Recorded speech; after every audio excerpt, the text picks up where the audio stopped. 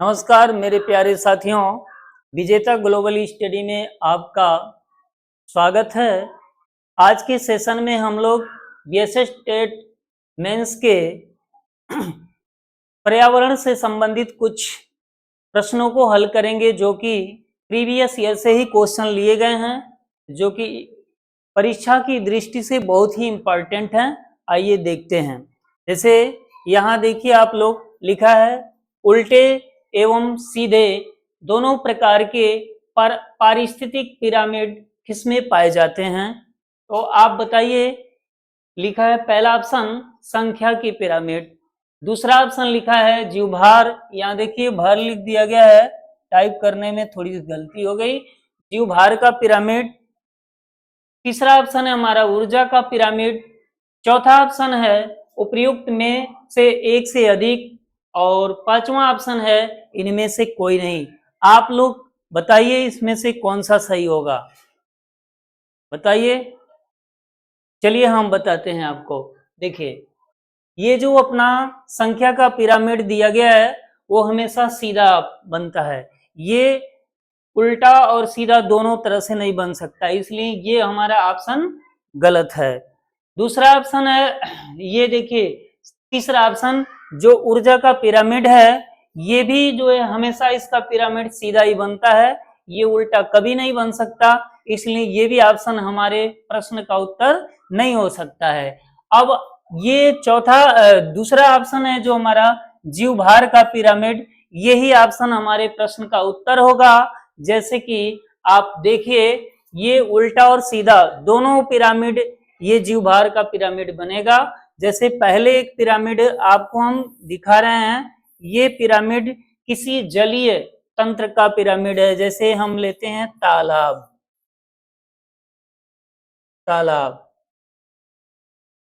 अब देखिए तालाब के सबसे निचले स्तर पर शैवाल होता है, उससे ऊंचे स्तर पर हमारी छोटी मछलियां होती हैं।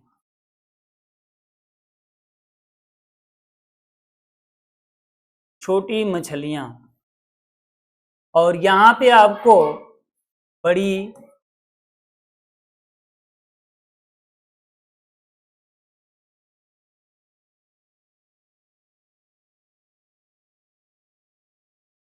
मछलियां आती हैं। जैसे कि ये देखिए, ये कहा क्या क्या बोला है कि उल्टे एवं सीधे दोनों प्रकार के पारिस्थितिक पिरामिड किसमें पाए जाते हैं। तो जीवभार, भार से रिलेटेड बात किया जा रहा है कि अगर एक शैवाल ले लिया जाए और एक छोटी मछली लिया जाए तो इसमें सबसे कम भार किसका होगा, तो शैवाल का भार कम होगा, तो शैवाल सबसे निचले स्तर पे रखा जाएगा भार की दृष्टि से। फिर अगर छोटी मछली और बड़ी मछली के भार में तुलना किया जाए तो छोटी मछली का भार कम होगा और सबसे ज्यादा भार बड़ी मछली का होगा, इसलिए बड़ी मछली को सबसे ऊपर और छोटी मछली को उससे नीचे, और छोटी मछली से भी नीचे शैवाल को रखा जाता है इनके भार के अनुसार, यानी कि सबसे कम शैवाल का भार, उससे ज्यादा छोटी मछली का भार, उससे ज्यादा बड़ी मछली का भार। अब देखिए इसी जीवभार का जब हम पिरामिड एक स्थलीय स्तर पर बनाएंगे तो इनका जो पिरामिड होगा वो सीधा बनेगा। पिरामिड क्या होगा, स्थलीय तंत्र पर।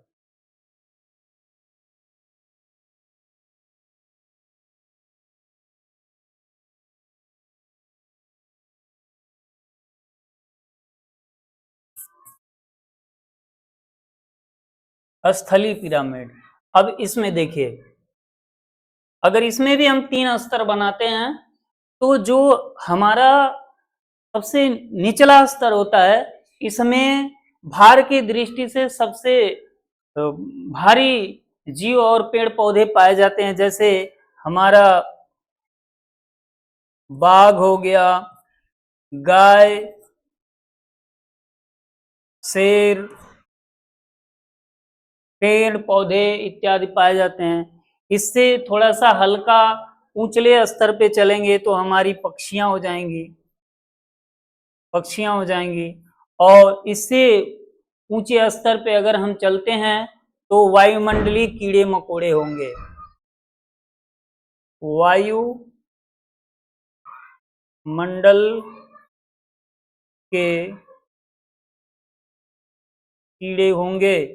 अब देखिए इसमें भी आपको बता रहे हैं कि एक बाघ और एक पक्षी दोनों के भारों में अगर तुलना किया जाए तो सबसे भारी कौन होगा? बाघ होगा, पक्षी हल्का होगा।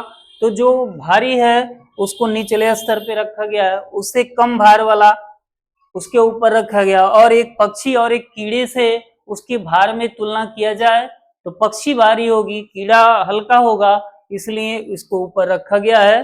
ठीक है, तो इस तरह से जीव भार का पिरामिड हमारा जो होगा वो उल्टा भी बनेगा और सीधा भी बनेगा। ये पहला ऑप्शन हमारा कंप्लीट हो गया। अब देखिए यहां से आपको आगे चलते हैं। अब आइए दूसरे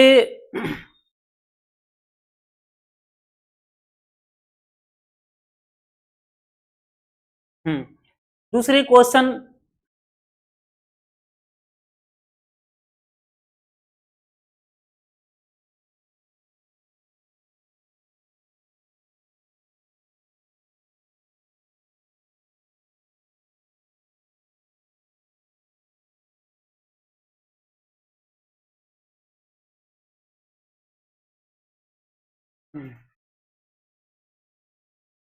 ये क्या, ठीक, आइए देखते हैं। ये दूसरा क्वेश्चन है कि एक खाद्य श्रृंखला में कौन कौन से पोषक स्तर का ऊर्जा स्तर सबसे अधिक होता है। आइए, पहला ऑप्शन है पोषक स्तर के प्रथम उपभोक्ता, पोषक स्तर के प्रथम उपभोक्ता। दूसरा ऑप्शन है हमारा उच्च पोषक स्तर के उपभोक्ता। तीसरा हमारा ऊर्जा का पिरामिड, ये देखिए गलत है ये ऑप्शन, ये हमारा उत्पादक, उत्पादक। ठीक है, और चौथा ऑप्शन है उपयुक्त में से एक से अधिक, और पांचवा ऑप्शन है इनमें से कोई नहीं। अब देखिए इसमें आप बता सकते हैं कि इसमें से कौन सा विकल्प सही है। चलिए हम बताते हैं। देखिए लिंडमैन का आप नियम पढ़े होंगे, जो कि 1942 में उन्होंने एक थ्योरी दिया था कि जो उत्पादक वर्ग होता है, जैसे यहां देखिए एक अस्तर आपको बना कर देते हैं,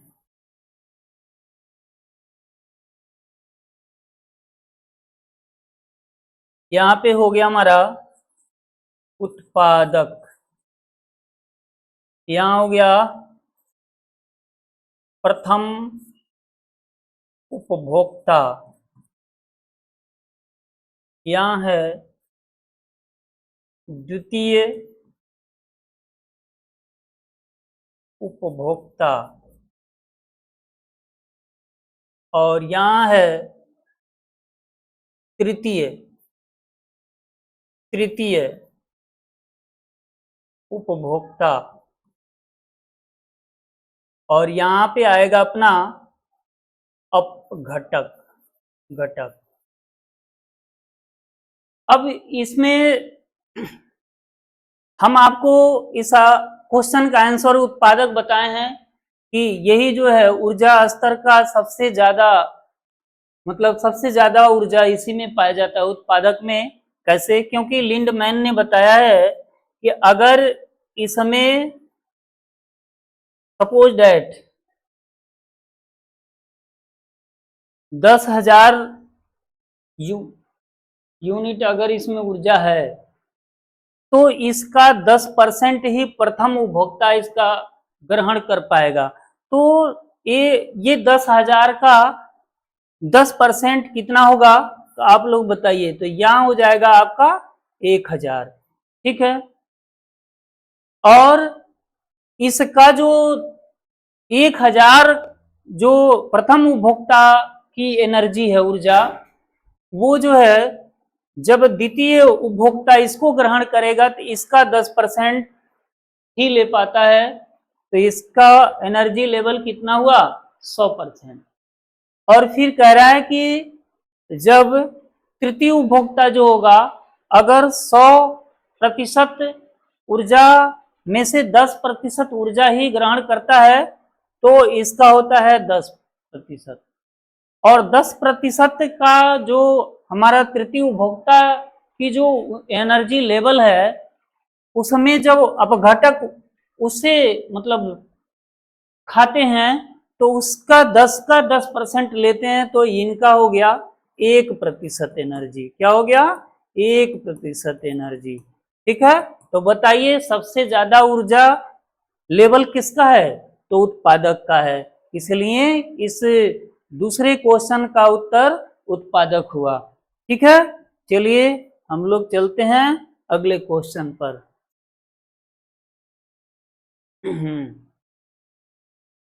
अब देखिए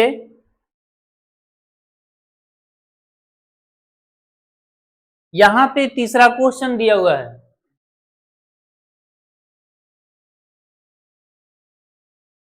कि निम्नलिखित में से कौन सी एक खाद्य श्रृंखला है। खाद्य श्रृंखला का मतलब जैसे घास दिया हुआ है, घास को कौन खाता है, फिर हिरण क्या खाता है, हिरण को कौन खाता है, यानी क्रम बताना है इसमें। फिर अगले ऑप्शन में देखिए लिखा है घास मछली गाय दिया हुआ है। तीसरे ऑप्शन में दिया है घास खरगोश हाथी। तो आइए बताइए, जैसे दूसरे ऑप्शन में देखिए क्या घास को मछली खाती है, क्या मछली को गाय खाती है, कभी नहीं, तो ये ऑप्शन नहीं हो सकता, ये गलत है। सी में देखिए कि घास को खरगोश तो खाता है लेकिन खरगोश को हाथी नहीं खाती है, इसलिए ये भी ऑप्शन गलत है। यहां देखिए पहला ऑप्शन में दिया है कि घास को हिरण खाता है और हिरण को बाघ खाता है, ये श्रृंखला, और बाघ को कौन खा जाता है, अपघटक खा जाते हैं। कौन खाते हैं इसको, अपघटक, ये अपघटक खा जाते हैं, ये श्रृंखला सही है, इसलिए यही जो है हमारा आंसर सही है। ठीक, अगले क्वेश्चन पे चलते हैं।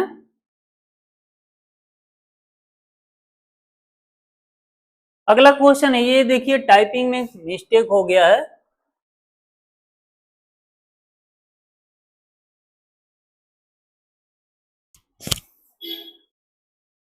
यहां पे क्वेश्चन नंबर 4 होना चाहिए। यहां पे देखिए लिखा हुआ है कि निम्न राष्ट्रीय उद्यानों में से कौन सा एक सही सुमेलित नहीं है। यहां नहीं छूट गया है, नहीं छूट गया है कि कौन सा सही सुमेलित नहीं है। यहां दिया है गुइंडी जो है तमिलनाडु दिया गया है। फिर यहां लिखा है भगवान महावीर जो राष्ट्रीय उद्यान है वो बिहार दिया गया है। तीसरा ऑप्शन है बलपक्रम जो कि मेघालय में दिया गया है। चौथा ऑप्शन कह रहा है कि उपयुक्त में से एक से अधिक, अर्थात इसमें से सभी, लगभग एक दो से ज्यादा, और ई ऑप्शन दिया है इनमें से कोई नहीं। तो देखिए यहां पर गुइंदी जो कि तमिलनाडु के चेन्नई में है, यह भी सुमेलित है। वलपक्रम जो मेघालय में है ये भी सही है, लेकिन जो भगवान महावीर राष्ट्रीय उद्यान है वो बिहार में न होकर के कहाँ है, गोवा में है। कहाँ है, गोवा में है। ठीक है, यही ऑप्शन हमारा गलत है, यही ऑप्शन गलत है। ये देखिए ये पांचवा ऑप्शन सही है हमारा। अब देखिए पांचवें क्वेश्चन में लिखा है शांत घाटी किस राज्य में है। तो चलिए इस क्वेश्चन से पहले हम आपसे पहले पूछते हैं कि आप बताइए कि फूलों की घाटी कहाँ है। बताइए फूलों की घाटी कहाँ है, उत्तराखंड में है। ठीक, आइए इसका ऑप्शन बताइए। पहला ऑप्शन है केरल, दूसरा है मध्य प्रदेश और तीसरा ऑप्शन है छत्तीसगढ़। चौथा ऑप्शन है उपयुक्त में से एक से अधिक, यानी कि एक को ऑप्शन नहीं, दो भी हो सकता, तीन भी हो सकता। और पांचवा ऑप्शन है इनमें से कोई भी ऑप्शन नहीं सही है। तो बताइए आप, ये क्वेश्चन बहुत ही प्रसिद्ध क्वेश्चन है और बहुत ही इंपॉर्टेंट है, very very most important question.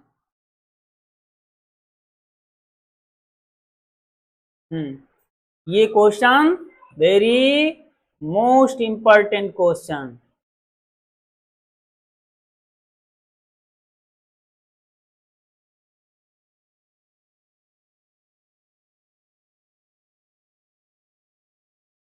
अब इसका आंसर देखिए, शांत घाटी मध्य प्रदेश में नहीं है, छत्तीसगढ़ में भी नहीं है, ये शांत घाटी हमारा केरल में पाया जाता है। शांत घाटी कहाँ है? केरल में है, ठीक है ना। चलिए अगले ऑप्शन पे चलते हैं। आइए यहां देखिए, अगला क्वेश्चन है हमारा, हवा की गुणवत्ता एवं वायु प्रदूषण नियंत्रण में एसपीएम का प्रयोग होता है। एसपीएम का क्या अर्थ है? एसपीएम का क्या अर्थ है? देखिए पहला ऑप्शन दिया है सॉलिडिफाइड पार्टिकुलेट मैटर है, सस्पेंडेड पार्टिकुलेट मैटर है दूसरा ऑप्शन, और तीसरा ऑप्शन है सोल्यूबल पार्टिकुलेट मैटर, और चौथा ऑप्शन है उपयुक्त में से एक से अधिक, और पांचवा ऑप्शन है इनमें से कोई नहीं।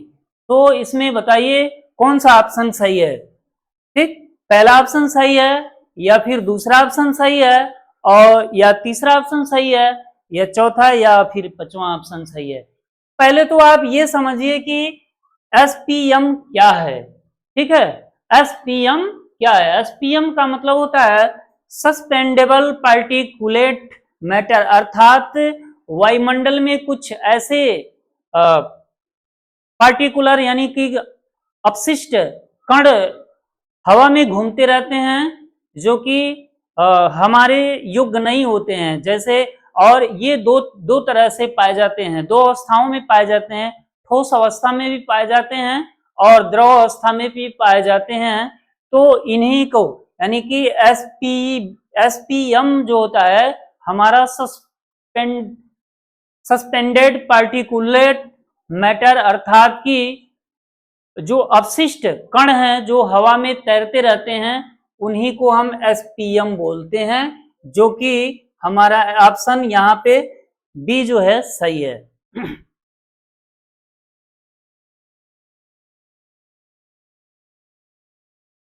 अब आइए क्वेश्चन नंबर 6 देखते हैं। बोल रहा है कि अम्लीय वर्षा के लिए प्रदूषक, यानी कि जो अम्लीय वर्षा कराने के लिए जो तत्व जिम्मेदार है वह तत्व कौन सा है?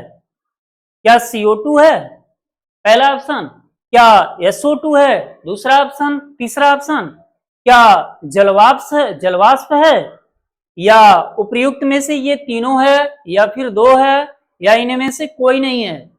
कौन सा ऑप्शन है जो कि अम्लीय वर्षा के लिए प्रदूषक का काम करता है? तो आइए देखें, CO2 हमारा अम्लीय वर्षा कराने के लिए प्रदूषक का काम नहीं करता है। अम्लीय वर्षा कराने के लिए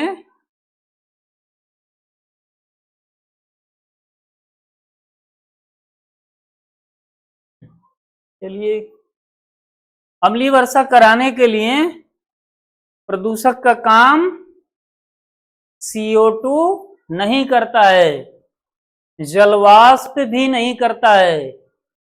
कौन करता है? SO2 करता है। SO2 का फुल फॉर्म क्या होता है? Sulphur dioxide, sulphur dioxide. और एक पदार्थ और है जो कि अम्लीय वर्षा कराने के लिए वो जिम्मेवार है, वो है कौन? तो बताइए सर कौन है, बोलिए।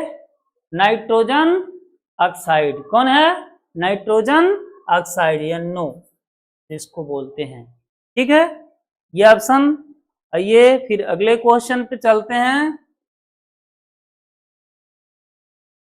अगला क्वेश्चन है हमारा कि पर्वतीय क्षेत्रों में पक्षियों के अधिकाधिक प्रजातियां किस जंगल में निवास करती हैं। अच्छा ये बताइए सबसे पहले, चाहे मनुष्य हो या फिर कोई जीव जंतु हो, पक्षियां हो, वो कहाँ पे रहना पसंद करेंगे बताइए। वहीं पे रहना पसंद करेंगे जो उनके वातानुकूल वातावरण मिलेगा, वहीं पे वो निवास करना चाहते हैं। जैसे कि यहाँ क्वेश्चन किया गया है कि पर्वतीय क्षेत्रों में पक्षियों के अधिकाधिक प्रजातियां किस जंगल में निवास करती हैं। ऑप्शन दिया गया है चीड़ के जंगल में, दूसरा ऑप्शन है झाड़ियों के जंगल में, तीसरा ऑप्शन है बांज यानी कि ओक के जंगल में, और चौथा ऑप्शन है उपर्युक्त में से एक से अधिक, और पांचवा ऑप्शन है इनमें से कोई नहीं। तो देखिए पक्षियों के लिए अधिक से अधिक प्रजातियों की जो पक्षियां हैं उनके लिए अनुकूलित जंगल जो है हमारा ओक का ही जंगल होता है। कौन सा होता है? ओक का ही जंगल होता है।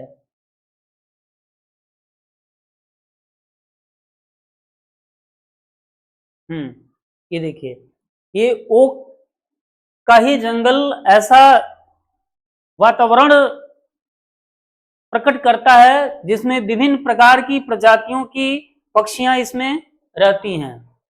आइए अगला क्वेश्चन हमारा, राष्ट्रीय उद्यान में सुरक्षा दी जाती है। राष्ट्रीय उद्यान में सुरक्षा देने की बात यह पूछ रहा है कि पहला ऑप्शन, क्या केवल जंतुओं को सुरक्षा प्रदान की जाती है कि दूसरा ऑप्शन बोल रहे हैं संपूर्ण पारिस्थितिक तंत्र को सुरक्षा प्रदान की जाती है राष्ट्रीय उद्यानों में, या केवल पादप जाति पेड़ पौधों की ही सुरक्षा की जाती है, या फिर उपर्युक्त में से एक से अधिक का किया जाता है, या इनमें से कोई नहीं। तो देखिए सीधे तौर पे जो राष्ट्रीय उद्यान होते हैं उस राष्ट्रीय उद्यान में केवल किसी विशेष जाति या विशेष वर्ग को सुरक्षा नहीं दी जाती है, इसमें पूरी पारिस्थितिक तंत्र को सुरक्षा प्रदान की जाती है। जैसे पेड़ पौधों की भी सुरक्षा की जाती है, उसमें अगर कोई तालाब है उस तालाब में जो जीव हैं उनको भी सुरक्षा प्रदान की जाती है, जो स्थलीय जीव हैं उनको भी सुरक्षा प्रदान की जाती है, जो अगर हमारे ऐतिहासिक स्थल मंडल हैं उनकी भी सुरक्षा प्रदान की जाती है। अर्थात कुल मिलाजुला के कहना यह है कि राष्ट्रीय उद्यानों में सुरक्षा हम संपूर्ण पारिस्थितिक तंत्र को देते हैं। किसको देते हैं? संपूर्ण पारिस्थितिक तंत्र को देते हैं। भाई इसके लिए सॉरी, क्योंकि अभी हम लोग धीरे धीरे रास्ते में चल रहे हैं। ठीक, चलिए ठीक है ना, संपूर्ण पारिस्थितिक तंत्र को दिया जाता है। यहाँ देखिए यहाँ ऑप्शन में हमारा जो है 9 होना चाहिए, लेकिन हमारे टेक्नीशियन ने थोड़ा सा मिस्टेक कर दिए। देखिए क्लोरीन की रासायनिक अभिक्रिया के कारण जब वातावरण में क्लोरोफ्लोरोकार्बन निकलते हैं तो निम्नलिखित में से क्या विनष्ट होता है। अर्थात कह रहा है कि जब क्लोरीन रासायनिक अभिक्रिया करके वातावरण में क्लोरोफ्लोरोकार्बन निष्कासित करता है तो ये क्लोरोफ्लोरोकार्बन किस चीज को नष्ट करते हैं। यहाँ पे ऑप्शन में दिया है beta molecules, ozone molecules, helium molecules, और चौथा ऑप्शन है उपर्युक्त में से एक से अधिक, पांचवा ऑप्शन है इनमें से कोई नहीं। आप बताइए इनमें से किसको वो विनष्ट करता है? क्लोरोफ्लोरोकार्बन। तो बीटा मॉलिक्यूल्स जो दिया है इसको कभी नहीं वो क्षरित करता है, हीलियम मॉलिक्यूल्स को भी क्षरित नहीं करता। ये दोनों ऑप्शन हमारे प्रश्न के उत्तर नहीं होंगे। देखिए जब भी क्लोरोफ्लोरोकार्बन की बात की जाए तो तुरंत आपके दिमाग में आ जाना चाहिए कि ओजोन परत को या ओजोन मॉलिक्यूल्स को ही ये भी नष्ट करते हैं। धन्यवाद। चलिए आज के लिए इतना ही,